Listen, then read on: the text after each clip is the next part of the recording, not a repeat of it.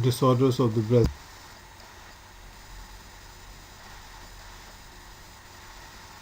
So the aims are to describe the symptoms in physical examination and to demonstrate how the clinical examination is done and discuss the steps of evaluation of the common breast problems and the management of benign and malignant condition of the breast. So it's a primarily adipose tissue, glandular tissue suspended in suspensory ligament composed of 12 to 25 radially arranged lobes of the parenchyma. Each major duct extends to the nipple to terminate the terminal duct of the lobular unit via branching ducts of diminishing liver. Change in general appearance of the breast size and symmetry. So one has to ask about these symptoms. New persistent skin changes, new nipple inversion, breast pain, breast mass, relationship to the mass, nipple discharge, medication, risk factor of the breast cancer.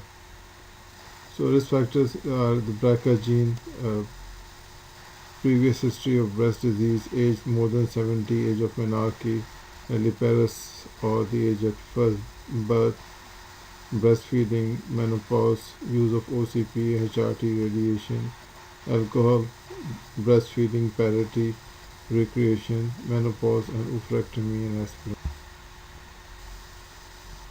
Clinical breast exam inspection, breast asymmetry, skin changes, nipple palpation for the pain, masses, region, lymph node documentation of the clot system, location, concern, abnormality, distance from areola. So breast disease could be benign or malignant. Benign could be non-proliferative fibrocystic disease, simple cyst, lactational adenoma, fibroadenoma, hyperplasia with ATP, epithelial hyperplasia, sclerosing adenosis, intraductal papilloma, hyperplasia with ATP including LCIS and DCIS, malignant ductal carcinoma, lobular tubular carcinoma, mucinous, micropapillary carcinoma, metaplastic carcinoma, and inflammatory carcinoma. Mastalgia, approximately 45% of the women have mild breast pain and 21% have severe breast pain in their lifetime. Breast cancer is found in 1.2 to 6.7% of the women presenting with breast pain. Differential diagnosis: cyclical mastalgia, fibrocystic disease, non-cyclical, large pendulous breasts, diet, lifestyle, mastitis, hormone replacement therapy, ductal ectasia, inflammatory breast cancer, extramemory, non-breast pain. History: unilateral, bilateral, could be cyclical, non-cyclical, systematic or local symptom. History of trauma. Clinical breast examination is done for the evaluation of breast mass or pain, and further evaluation is done by ultrasound or mammogram. Cyclical mastalgia could be normal hormonal changes, particularly luteal phase of menstrual cycle, fibrocystic disease, increased fibrous or cystic tissue, pendulous breast stretching of the first ligament. Fibrocystic disease, the premenopausal woman, premenstrual breast swelling, tenderness, nodules, masses, lumps related to dense breast or tissue. Treatment is eliminate caffeine, low-fat diet. Symptomatic support garment compression, NSAIDs, OCPs, danazol, bromocriptine, GnRH agonist, and tamoxifen. Presentation usually seen in breastfeeding mothers: unilateral swollen, wedge-shaped areas of breast, pain, redness, induration, hardening, systematic symptoms, treatment, rest fluid, uh, tacloxycin, and continue frequent breastfeeding. Inflammatory breast cancer, PUDA orange will be seen. Associated erythema, cellulitis may mimic inflammatory carcinoma.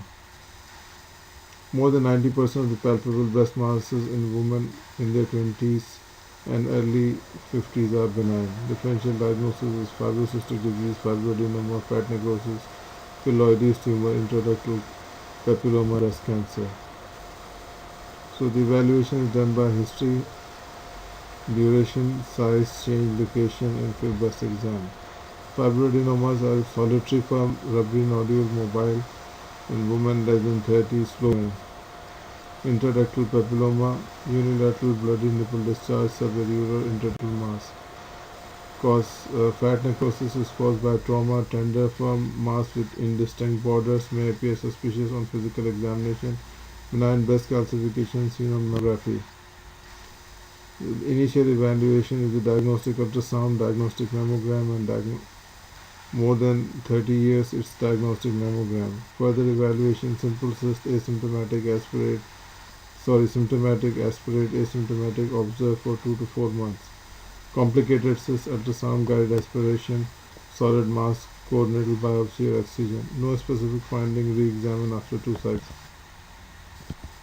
Breast ultrasound mammogram are the investigation for evaluation of breast masses.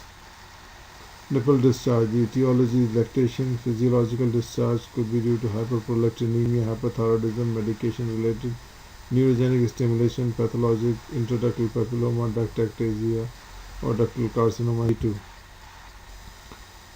History is unilateral or bilateral, spontaneously provoked discharge, appearance of discharge, medications, history of trauma, history of amenorrhea, history of hypogonadism.